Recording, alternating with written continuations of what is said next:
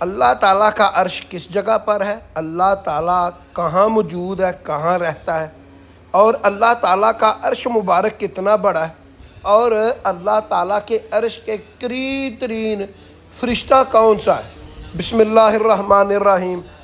اللہ تعالیٰ سورۃ حدید میں ارشاد فرماتا ہے کہ میں نے یہ زمین و آسمان 6 دن میں بنائے اور پھر اپنے عرش پر استوار ہوا۔ اللہ تعالیٰ کا جو عرش ہے وہ آسمانوں کے اوپر ہے۔ آسمان کتنے ہیں؟ 7 آسمان ہیں، اور ہر ایک آسمان کے درمیانی جو فاصلہ ہے وہ جنت کی چوڑائی کے برابر ہے۔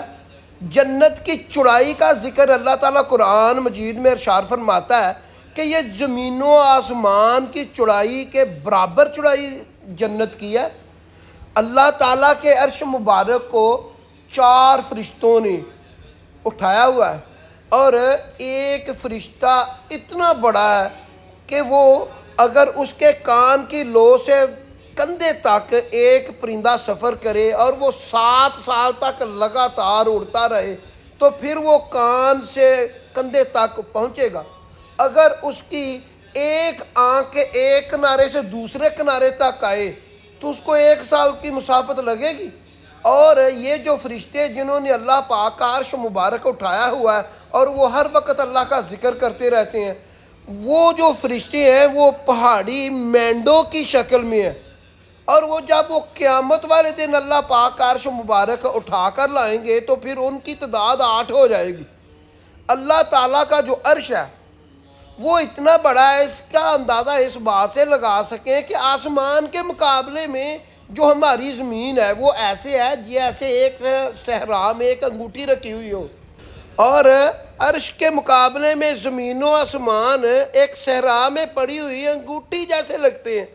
اگر زمین پر ایک فرشتہ کھڑا ہو جائے اور وہ اتنا قدور اور بڑا ہے، اللہ کی مخلوق ہے، وہ آسمانوں کے اوپر نکل جاتا ہے۔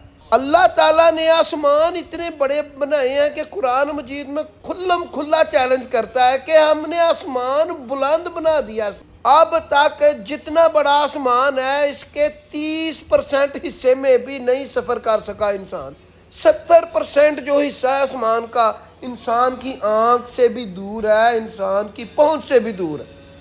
اور یہ جتنے بھی آسمان ہیں یہ عرش کے مقابلے میں ایسے ہیں جیسے ایک چٹیل میدان میں چھوٹی سی رنگ رکھی ہوئی ہو، اور کرسی کے مقابلے میں عرش ایسے ہے جیسے ایک بڑے چٹیل میدان میں چھوٹی سی رنگ رکھی ہوئی ہو۔ اللہ تعالیٰ آیات الکرسی میں اپنی کرسی کی تعریف کرتا ہے اور اپنی طاقت کا نمونہ بتاتا ہے۔ اللہ تعالیٰ کہتا ہے کہ میرے علاوہ کوئی اور خدا ہے ہی نہیں، میں ہی عبادت کے لائق ہوں، میں حی القیوم ہوں، اور یہ زمین و آسمان جو ہیں یہ سب میرے ہیں۔ اللہ تعالیٰ کہتا ہے کہ کوئی ہے جو میرے آگے میری اجازت کے بغیر سفارش کر سکے۔ 7ویں آسمان کو عریبہ کہا جاتا ہے۔ یہ ایک خاص قسم کی روشنی سے بنا ہوا ہے جسے آپ کے لیے اور میرے لیے سمجھنا ناممکن ہے۔ اس آسمان پر حضرت ابراہیم علیہ السلام موجود ہے۔ مسلم شریف کی حدیث 411 کے مطابق اس پر سدرۃ المنتہا کی جڑیں پہنچتی ہیں اور دنیا سے آنے والی ہر معلومات اور دعا وغیرہ یہاں پر ہی موصول ہوتی ہے۔ حضرت ابن عباس رضی اللہ تعالیٰ عنہ ارشاد فرماتے ہیں کہ اس آسمان پر ایک عرش ہے جسے 8 فرشتے اٹھائے ہوئے ہیں، اور یہ عرش سرخ یاقوت کا ہے، اور اس عرش پر اللہ پاک کی کرسی ہے۔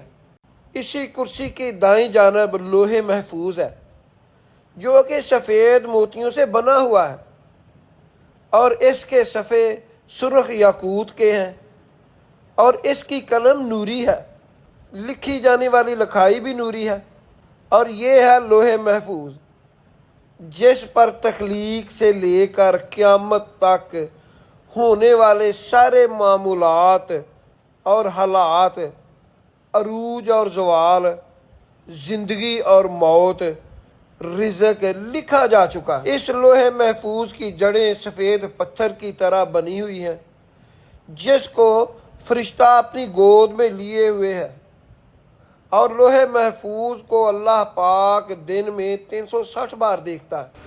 حضرت جبرائیل علیہ السلام بیان کرتے ہیں، یا رسول اللہ صلی اللہ علیہ وآلہ وسلم، اللہ کے عرش کے قریب ترین فرشتہ حضرت اسرافیل علیہ السلام ہے، انہوں نے اپنے منہ میں سور کو رکھا ہوا ہے اور اللہ تعالیٰ کی طرف متوجہ ہے، اور اپنی جگہ سے ذرا برابر بھی نہیں ہلتے، اور حضرت اسرافیل علیہ السلام اللہ تعالیٰ کے قریب ترین فرشتے ہیں۔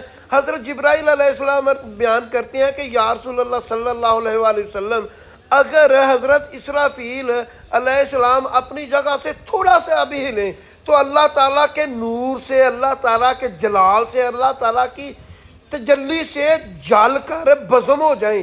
اس لیے وہ اپنی جگہ پر، جس جگہ پر اللہ تعالیٰ نے انہیں قائم رکھا ہوا ہے، وہ ہلتے نہیں ہیں۔ سور ان کے منہ میں ہے اور اللہ تعالیٰ کی طرف متوجہ ہے کہ جب بھی اشارہ ہو اور میں سور کو پھونک دوں۔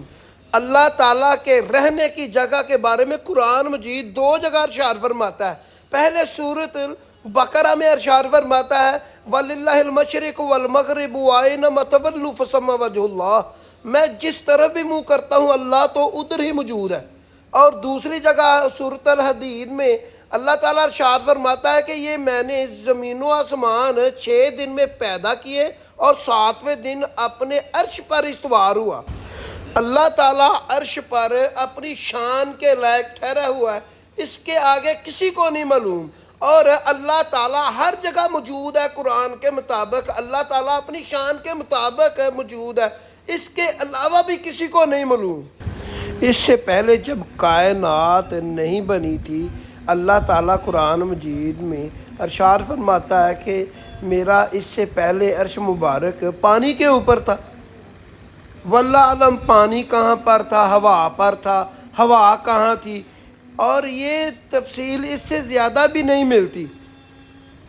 ایسی اچھی ویڈیو دیکھنے کے لیے میرا چینل ضرب الاسلام کو سبسکرائب کر لیں، بیل آئیکن کا نشان آن کر لیں تاکہ میری لیٹسٹ ویڈیو آپ کو وقت پر مل سکے۔